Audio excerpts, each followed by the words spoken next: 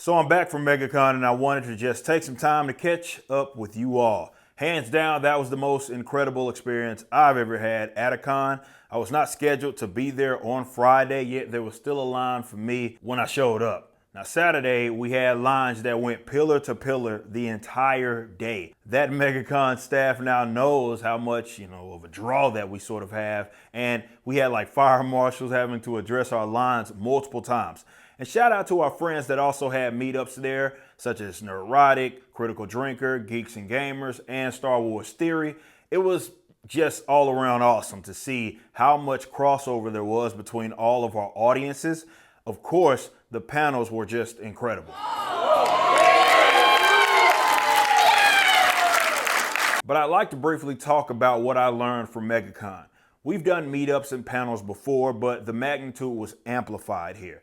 The collab panel with Gary, Jeremy, Ryan, Critical Drinker, and myself, of course, it packed a room that is dedicated for celebrities with these big announcements. This showed me that what we do, it's resonated with so many people.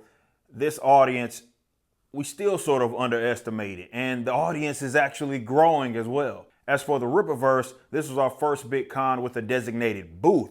And what a way to set the tone. The Saskas had lines. Mike Barron had lines. So did I. Hearing the live feedback on our books and seeing the excitement that people have for the upcoming ones, it's such a special feeling.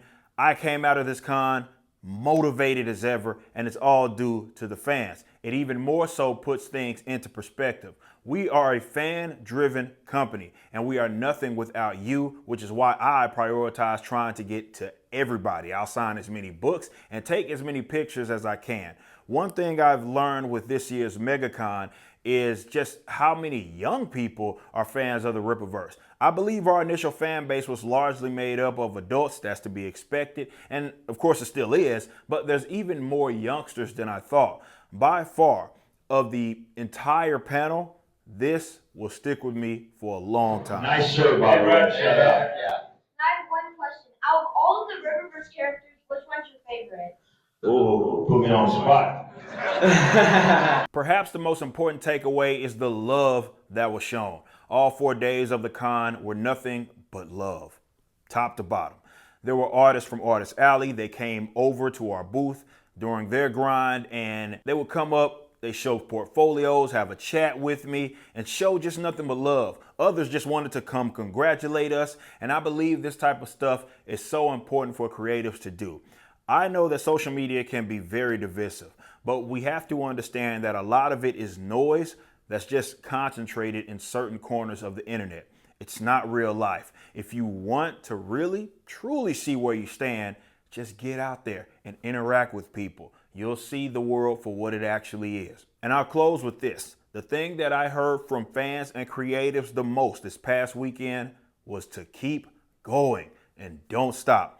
You all have my word that we won't, and we're just getting started. I look forward to more cons and getting out to meet with the people that changed my life, and that's the fans.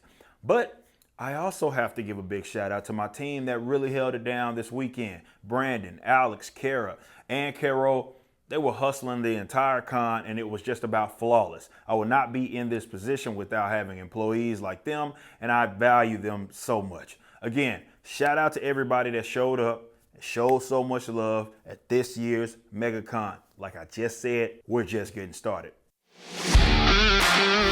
Thanks for watching. Be sure to head over to rippaverse.com to check out our comic book company. We have books, plenty of merchandise, and even some glorious animations from Rippaverse Studios. Next up, possibly our most anticipated book thus far, Yaira.